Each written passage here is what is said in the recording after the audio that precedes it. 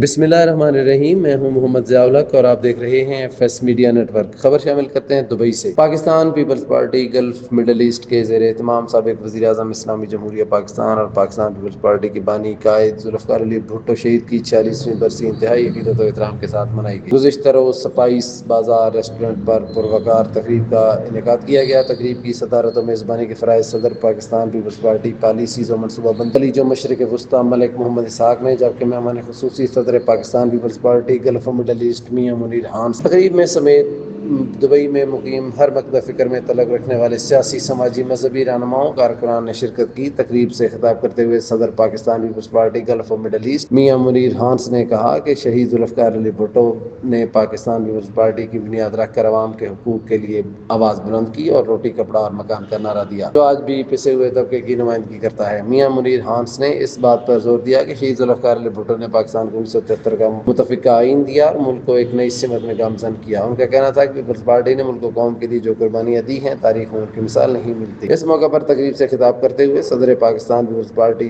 Policies و منصوبہ بندی خلیج و مشرق وسطی ملک محمد اسحاق نے کہا کہ جب بھی قربانیوں کا ذکر ہوتا تو شہید ذوالفقار علی بھٹو سے لے کر شہید محترم بے نظیر بھٹو تک اس خاندان کی خدمات کو کبھی فراموش نہیں کیا جائے گا۔ ہم سب کو مل کر بھائی چارے کی فضا کو قائم کرتے ہوئے شہید بھٹو کے ورثاء کی جدوجہد قربانی کو مد نظر رکھتے ہوئے ان کے ویژن کو آگے لے کر بڑھنا چاہیے۔ ان کا دن ہمیں یاد دلاتا ہے کہ حق کا ساتھ دینے والے ہمیشہ زندہ رہتے ہیں۔ ملک محمد اسحاق نے اس عزم کا ارادہ کیا کہ پاکستان پیپلز پارٹی اپنے بانی قائد کے نظریات اور مشن کو جاری رکھے گی اور عوامی خدمت کا سفر جاری رہے گا۔ تقریب کے اختتام پر صدر اسلامی جمہوریہ پاکستان آصف علی زرداری کی جلد صحتیابی کے لیے دعا کی گئی۔ اس کے علاوہ قائد عوام شہید ذوالفقار علی بھٹو، شہید محترم بے نظیر بھٹو اور دیگر مرحومین کی درجات کی بلندی کے لیے بھی خصوصی دعا کی گئی۔ سبسکرائب کیجیے F S media network اور دیکھتے رہیے تازہ ترین تبصرے اور